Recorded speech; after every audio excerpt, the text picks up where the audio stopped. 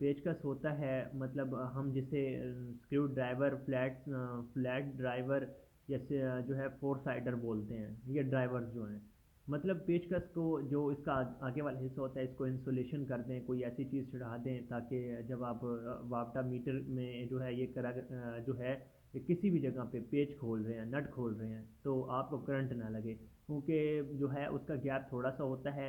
तो उस वहाँ पे अच्छी सी इंसुलेशन कर दें और थोड़ा सा जो है हिस्सा छोड़ दें, जिससे आप आसानी के साथ जो है स्क्रू जो है नट जो है स्क्रू वो आसानी से खोल सकें और आपको झटका भी ना लगे। तो ये है बारीकी वाले जो चीज़ें होती हैं, ये बताना भी ज़रूरी है। और जो बहुत एम सी सी बी जो बड़े ब्रेकर्स हैं, मैक के जो आटा चक्की वालों में एलन की का यूज़ करते हैं, मैकेनिकली एलन की, वहाँ पे जैसे हम एसी में यूज़ करते हैं 4 नंबर 5 नंबर, अक्सर में 6 नंबर भी यूज़ करते हैं, चिल्लर में हाई लेवल की हम कीज़ यूज़ करते हैं। तो ये है। तो मतलब फ्लेयर सेट भी हम यूज़ करते हैं, नट्स वगैरह जो हैं, डेड कैप भी, सारी चीज़ें जो हम यूज़ करते हैं। तो फ्लेयर सेट के ज़रिए हमें पाइप का भी पता चलता है कि ये कितने साइज़ का पाइप है। ठीक है, तो उसमें हम बताते हैं कि फ्लेयरिंग टूल जो होती है एसी टेक्निकल फील्ड में होती है, टेक्नीशियन फील्ड में होती है। तो वो गैसेस कितनी डाली जाती हैं, वैक्यूम कब किया जाता है, डिस्चार्ज जो है लीकिंग प्रेशर कब दिया जाता है, जब एसी को की गैस को स्टोर करना है, डिस्चार्ज पहले बंद करना है, सक्शन पहले बंद करना है, हमेशा जो है डिस्चार्ज, क्योंकि वो निकलने वाली चीज़ होती है।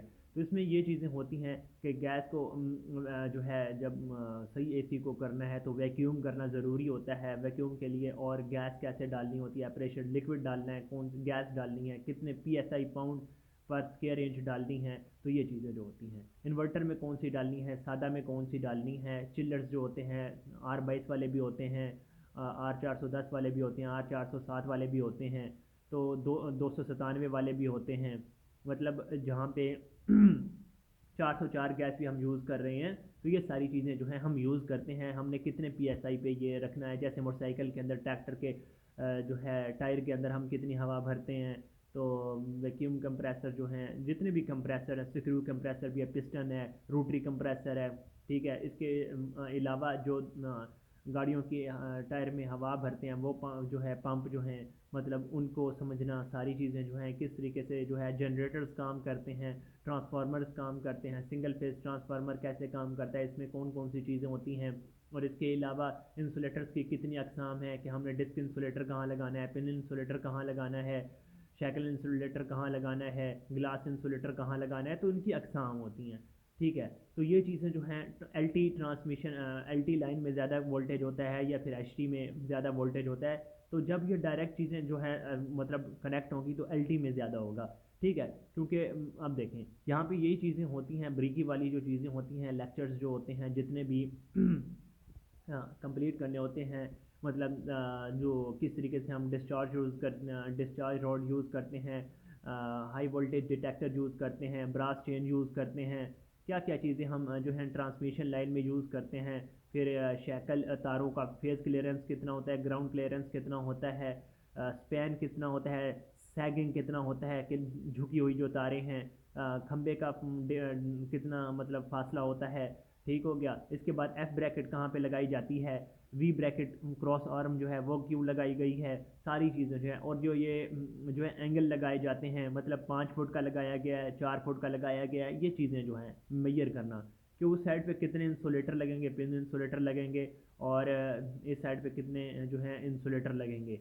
यानी लेफ़्ट टू राइट, फ्लेमिंग का जो है दाएं हाथ का रूल जो है, यानी आप कह सकते हैं फ्लेमिंग जो है मतलब दाएं हाथ का रूल है या बाएं हाथ का रूल है, इस हिसाब से भी जो है इलेक्ट्रोमैग्नेटिक इंडक्शन DC मोटर्स जो हैं, AC मोटर्स जो हैं, उन पे काम करना, और मेचर को समझना, जो है ग्रेफाइट को समझना, सारी चीज़ें जो है इलेक्ट्रिकल फील्ड का हिस्सा हैं, कि कितने ब्रशेस लगे हुए हैं, किस तरीके से कौन सी टाइप का रूटर लगा हुआ है।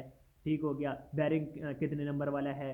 चिल्लर के जो जितने भी होते हैं 1206, यानी आप देखें वहाँ पे जितनी भी 3 फेज मोटर्स होती हैं, देखें ये होती है कि वहाँ पे पुल्ली भी RPM के ज़रिए पुल्ली बढ़ा सकते हैं, ना RPM के ज़रिए भी जो है पुल्ली जो है मतलब हाँ पुल्ली के ज़रिए जो है RPM भी बढ़ा सकते हैं। मतलब ये है कि पुल्ली कौन सी बड़े वाली लगानी है, छोटे वाली पुल्ली लगानी है, बारीक चूड़ियों वाली लगानी है या मोटी चूड़ियों वाली लगानी है। नट भी इसी तरीके से होते हैं, बारीक चूड़ियों वाले भी होते हैं और मोटी चूड़ियों वाले भी होते हैं। तो ये चीज़ होती है।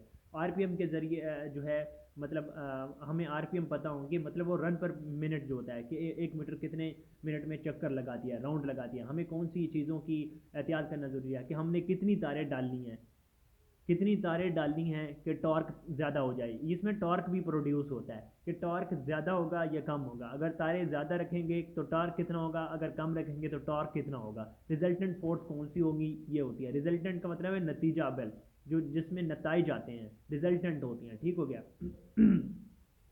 तो ये चीज़ें जो हैं मतलब ज़रूरी होती हैं कि एक्सप्लेन करना, मतलब पता हो सबको।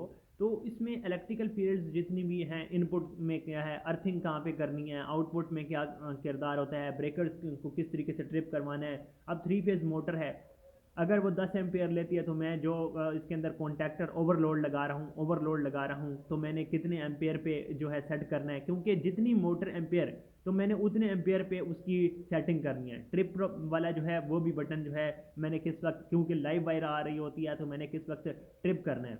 ओवरलोड के फंक्शंस को समझना कि एन सी एन ओ जो हैं 95 96 97 98, इनमें एन सी कौन से हैं, एन ओ कौन से हैं, A1 A2 का क्या किरदार है, L1 L2 L3, यानी T1 T2 T3, ठीक है।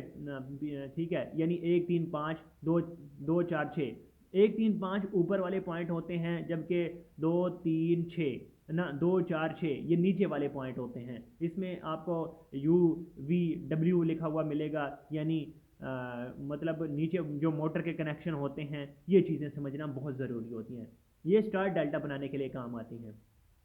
अगर हमने मोटर के चक्कर चेंज करने हैं तो हम फेज़ चेंज कर देंगे, तारें जो हैं चेंज कर देंगे। स्टार डेल्टा में कन्वर्ट करनी है तो स्टार की जो तारें होंगी उनमें एक न्यूट्रल होगी, और जो डेल्टा में कनेक्टेड होंगी वहाँ पे 3 फेज़ होंगे। ये चीज़ें हो गई कि स्टार मोटर ज़्यादा एम्पियर लेती है या फिर डेल्टा मोटर ज़्यादा लेती है। तो ये चीज़ें जो है समझना बहुत ज़रूरी है। ये मेन क्वेश्चंस होते हैं कि एफ वी एफ डी को आप किस तरीके से चला रहे हैं, पीएलसी को किस तरीके से चला रहे हैं, रिले को किस तरीके से लगा रहे हैं। ठीक हो गया, टाइमर को किस तरीके से लगा रहे हैं, लिमिट स्विच को किस तरीके से लगा रहे हैं। ये है ऑटोमेशन का हिस्सा।